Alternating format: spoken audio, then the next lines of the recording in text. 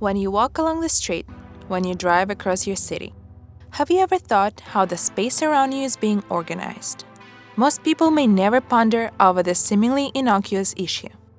After all, our surroundings often escape our attention or can be easily taken for granted, right? We may never wonder why different cities and countries around the world significantly differ from each other in how their city space is ordered. Think about it. Everything seems to point towards some form of intelligent design that is purposeful and well-meant, hopefully.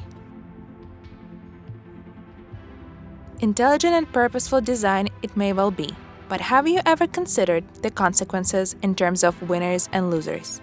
In other words, are the orders of the city space in your home city really geared towards the benefit of all its people? Walking along the streets in Hong Kong, one cannot fail to see certain features in our urban landscape which do not exist elsewhere in the world. Take for instance those ugly gray metal fences ubiquitous in our roads. Why do they exist in the first place? Who decided they should be there?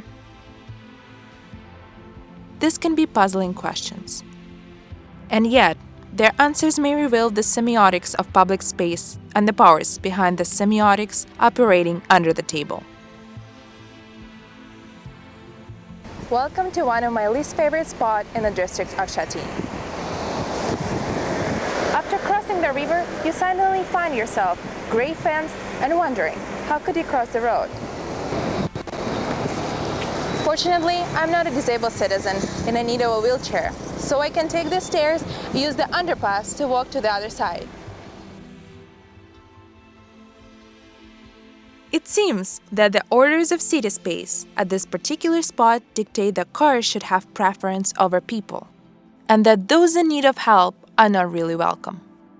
What are the orders of discourse in the semiotics of city space operating here?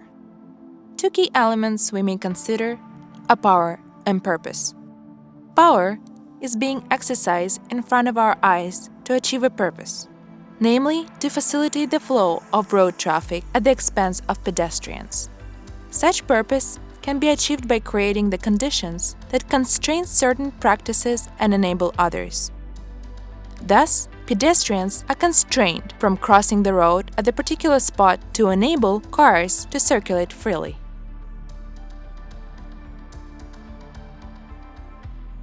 Those ugly gray fences constitute an example of what landscape architects and urban planners call hostile, disciplinary, or defensive architecture.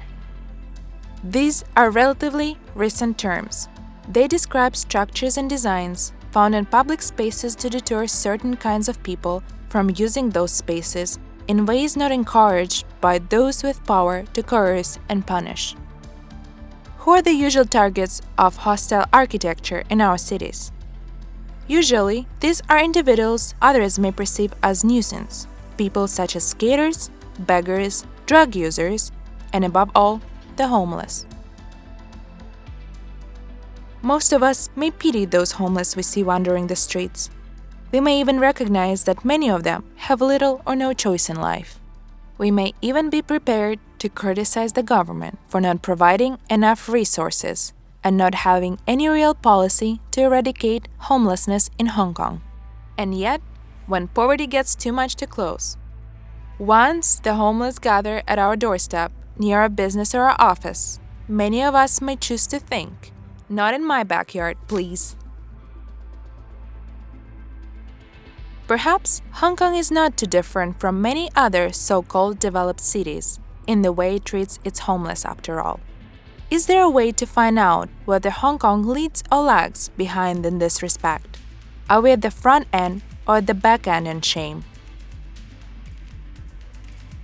In his article about hostile architecture and homelessness, James Petty associates this spreading phenomenon with the new individualism found in neoliberal capitalist cultures.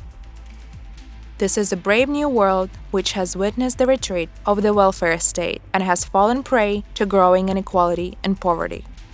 A brave new world which not only rejects any collective responsibility for the mass, but also refuses to grant any visibility to poverty and homelessness.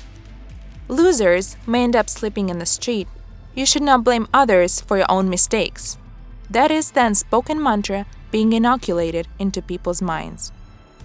Those in charge cannot afford to showcase poverty in our streets, because it is in their interest to promote a commodifiable image of entrepreneurship and sophistication in our social landscape. And since these values are incompatible with homelessness, the latter must be swept under the carpet as far as possible.